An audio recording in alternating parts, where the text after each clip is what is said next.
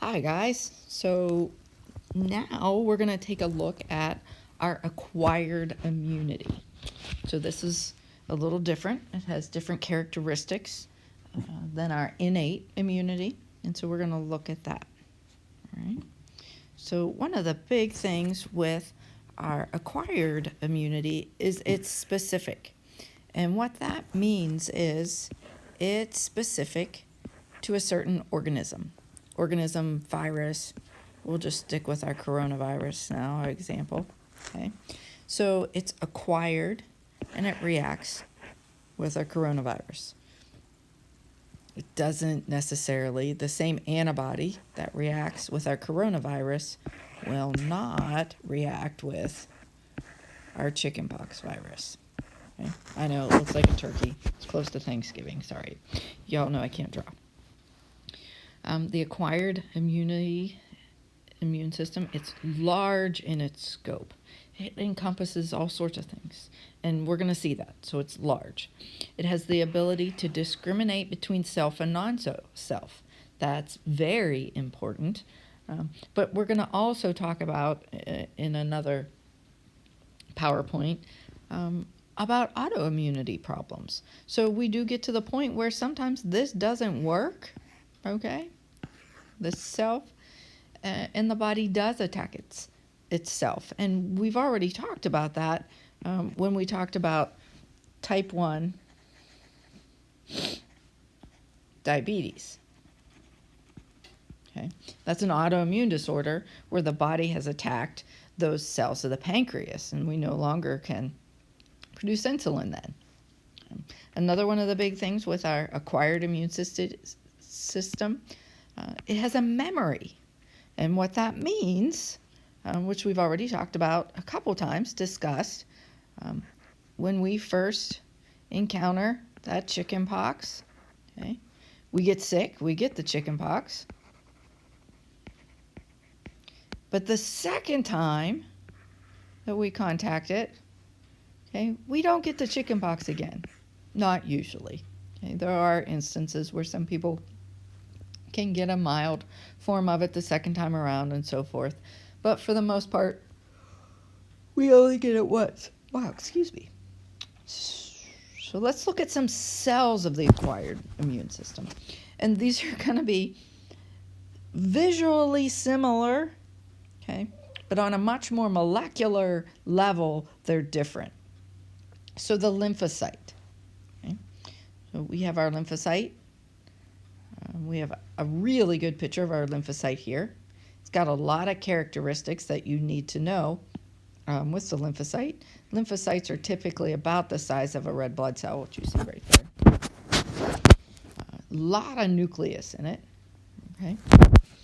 And so the lymphocytes that are involved in your acquired immune system are specifically your T and your B cells, your CD4 or your T helper cells.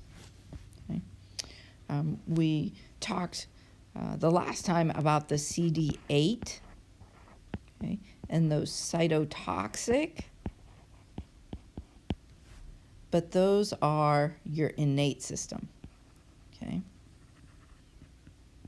Right. Now we're looking at your acquired. These are much more specific reactions. Okay. Your lymphocytes are about 20% of your circulating white blood cells. Okay. And you can see here they are almost all nucleus. You can see that there. Your lymphocytes come from your hematopoietic stem cells, and the stem cells have that CD34. We talked about that. Okay. They differentiate into primary, in your primary lymphoid organs. Oh, goodness sakes. Okay, and so they'll migrate to these organs, and then they're mature into the T or B cells, depending where they've migrated to. So they're named for their location of maturation. So your T cells mature in your thymus. Thank goodness, right? Okay. And then your B cells mature in your bone marrow. When we talk about the acquired immune system, we're going to talk again about two arms. Okay, humoral. This is immunity associated with your plasma, and these are going to be your antibody immunity, okay, antibody-mediated immunity. And your B cells, particularly, are what produce your antibody. Then there's your cellular immunity, and we have our T cell mediated immunity. Okay.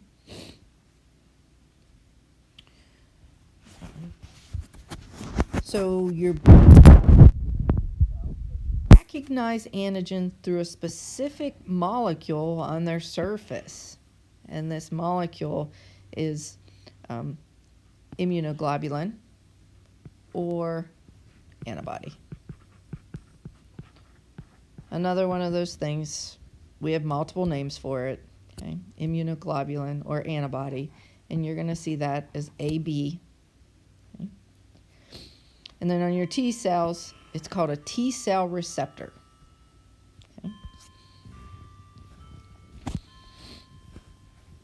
So an antibody or an immunoglobulin, these are gamma globulins. Remember our serum protein electrophoresis? Oh, don't you love it when it does that funky trapezoid on me? Gamma globulins. All right. Our SPE, serum protein electrophoresis. Okay. This comes up in your gamma region. That's why they're called gamma globulins. Okay. And we're going to see them right here. Here's our gamma globulins. And remember, if you have a monoclonal gammopathy,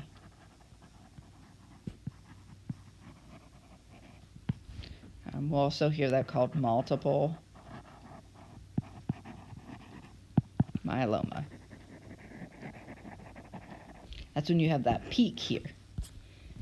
And so your body is overproducing, okay, those immunoglobulins.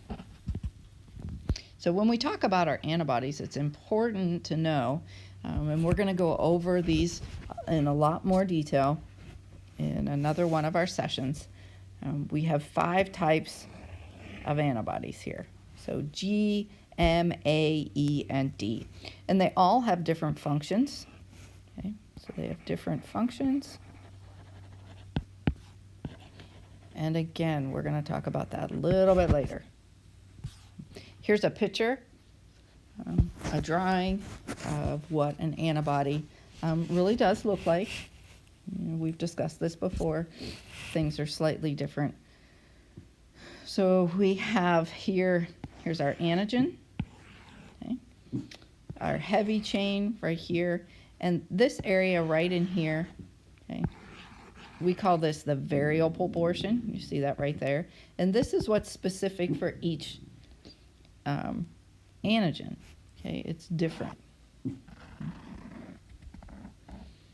So we'll talk about in our humoral, we're going to talk about our B cells right now. They produce those antibodies in response to an antigen specifically binding to the surface of that.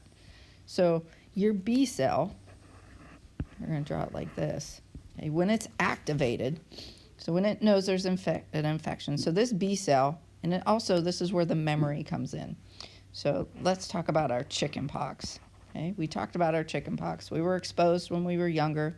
Okay, we made antibodies to it, and then those antibodies stay with this B cell. We're going to call it a B cell right here. This B cell just hangs out for years until we get exposed to that chicken pox again.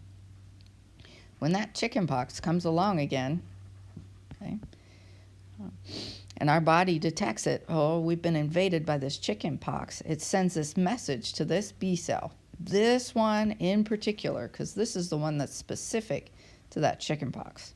And it's going to become activated. We're going to call it activated. Once it's activated, it's actually going to change itself a little bit here. Okay? I'm going to draw it a little bit differently. Okay? And now we're going to call it a plasma cell. And now it just starts spitting out lots and lots of antibodies against that chickenpox. Okay. And what it's also going to do is it's going to clone itself into another plasma cell and spit out more and more and more. And so that's how your B cells work with antibody production and how it remembers them. Once that chickenpox, once we've kind of taken care of the chickenpox, okay, these B cells, they'll start to go to sleep again. Okay, and then they'll go back to our just resting B cell. Okay. T cells respond to antigens that are bound to their T cell receptors. So they're presented by an antigen presenting cell. Okay? And either we have a major histocompatibility complex, which is the MHC class 1 molecule, or the MHC class 2. We'll see a couple pictures of that, and hopefully it'll make it a little bit clearer on those. Okay. So they respond to antigens bound to their T cell receptors. So there's additional signals that we need. And remember this, so there's binding of other molecules on the antigen presenting cells too. So cytokines are required. They send out those messages. And there's some great little videos I put in there for you guys to look at so you can see how this is actually working. Okay. Now the major histocompatibility complex, it gets pretty confusing, but it's named because these antigens were discovered due to their role in the rejection or the acceptance of transplants. Okay, and there's actually another name for these. So you'll see it as a major histocompatibility complex 1 and MHC2. Whoops, sorry, I did that. 2. But the other way you'll see this is HLA, human leukocyte antigens. They're actually the same thing. These are, and I think this makes it a little bit more clear when it calls it an antigen, because we can see down here, these are genetically inherited molecules, which is why they play such a huge role in the rejection or the acceptance of a transplanted organ, because your body then recognizes it as a non-self and rejects it. Those HLA antigens are on, let's just see if we can make a kidney here, and it has these, remember they're on all nucleated cells, which is in one of the videos that you'll see. Those MHC 1 and 2, they're on all nucleated cells in your body, which is going to be, I know that's a really bad kidney, that's okay. Right. And so it's on those cells, and that's what you got to match for those donors. Okay. And what happens is these cells then too, like when we talk about our macrophages, our dendritic cells, it's picking those organisms up, okay? It's phagocytizing them in here, okay? And then it's presenting them. Okay? And if it's something the body's already seen before, then it's going to have those antibodies attach. Yes, those text messages are getting on my nerves. Okay, so here's our MHC1 and MHC2, and we can see these are specific by the cells that they're on. Okay, our helper T cells and our cytotoxic T cells. Okay. So the MHC, here's our CD8 on there. Here's our CD4. Again, why do we have all these specific, these different names for the same thing, right? I agree. It's very frustrating. Okay.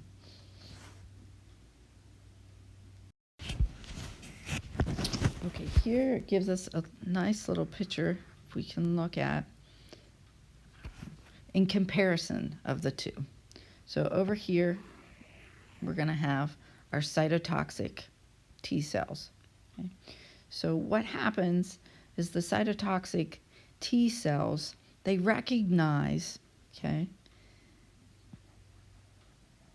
from that cell, that nucleated cell that has the MHC1, okay, they recognize this, puts something out there that remember, or not remember, but you'll see in the one video, it says, hey, I'm a bad cell.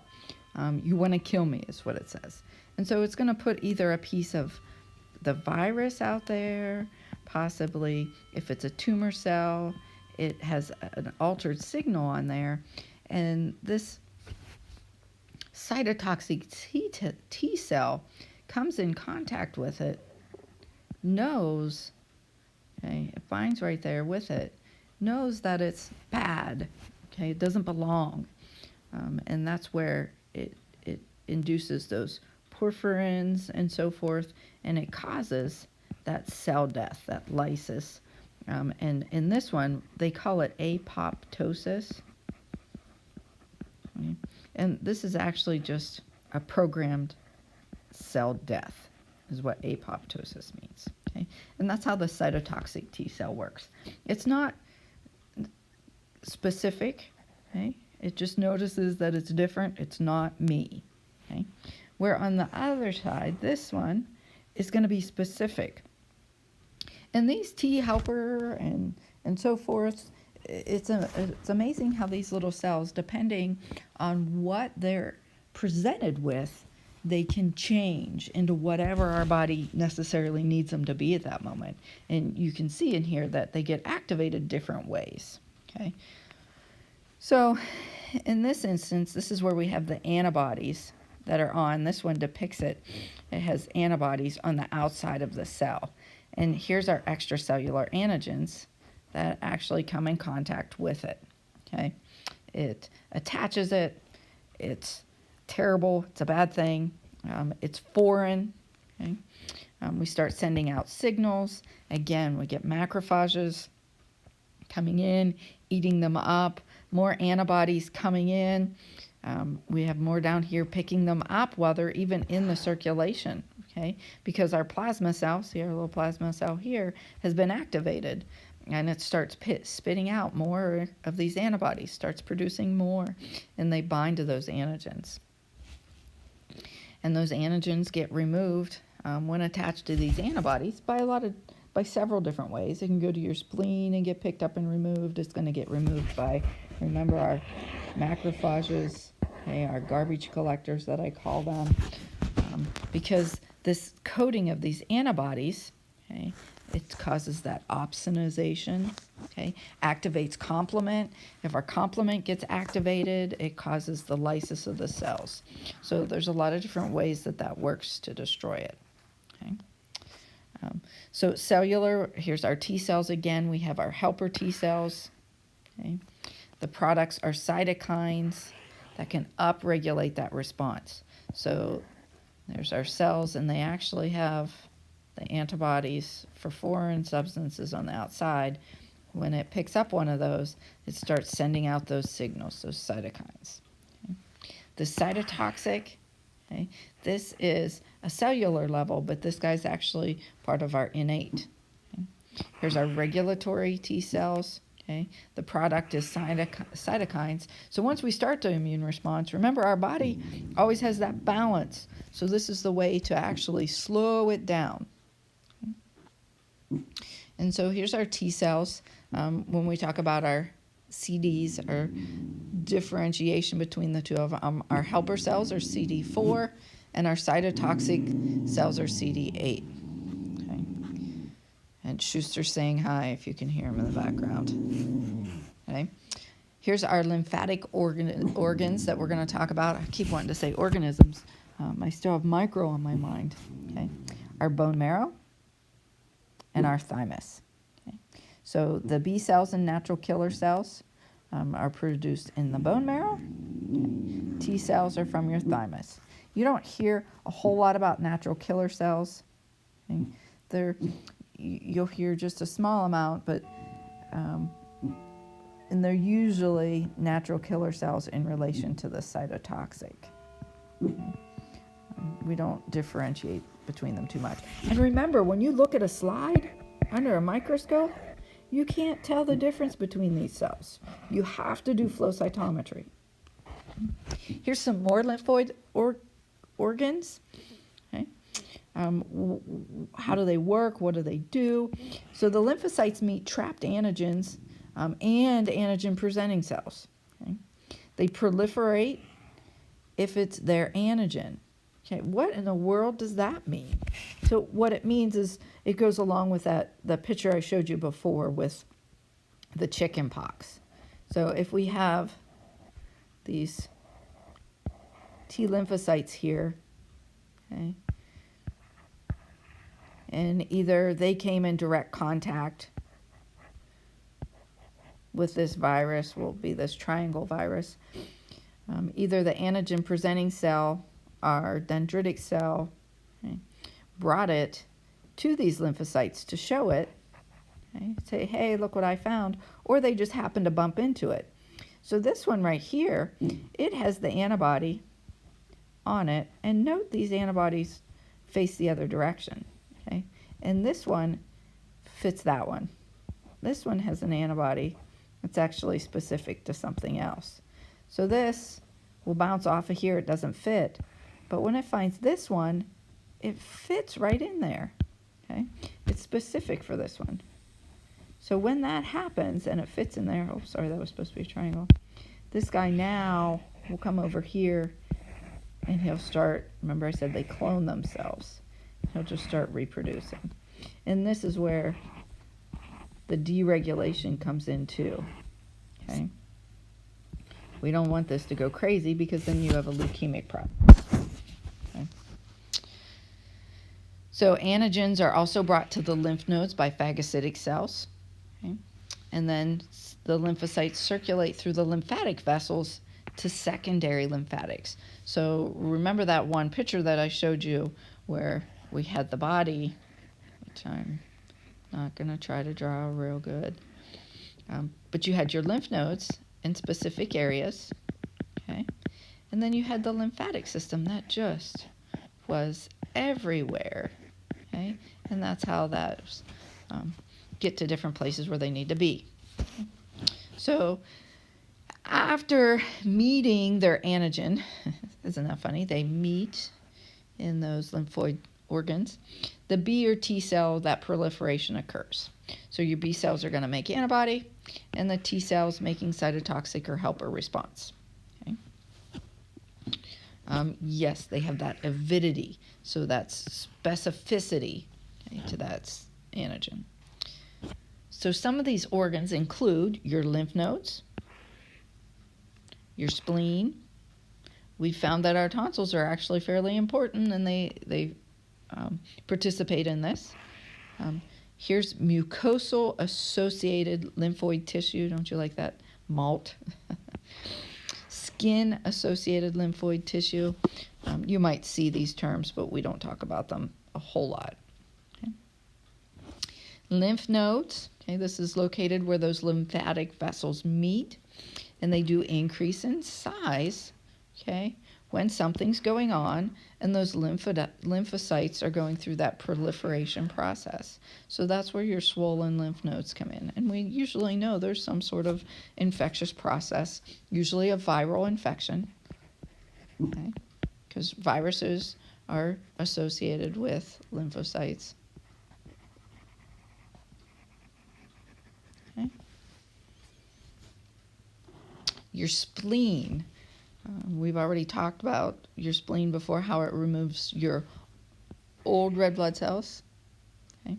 But what it also does is it captures those antigens from the bloodstream. So what happens is if those little antigens, let's put that little triangle guy here, if he's got that antibody on it, and as that flows through the spleen recognizes, hey, I got to get rid of that. Okay? And he pulls it out of circulation and gets rid of that. Okay? And so lymphocytes, if you have your lymphocytes in there, and they have those antibodies that have come off of there, and they're coated, they attach those antigens, okay? It's going to pull that out of the circulation as well. Your spleen does really well with that. And here's just an image here where your spleen is. Right in there, right beside your stomach. neat little spot for it. And we are not going to get into all of, okay, the pulp, the red pulp, the capsule, and all that so forth. Okay. All right. Thanks, guys.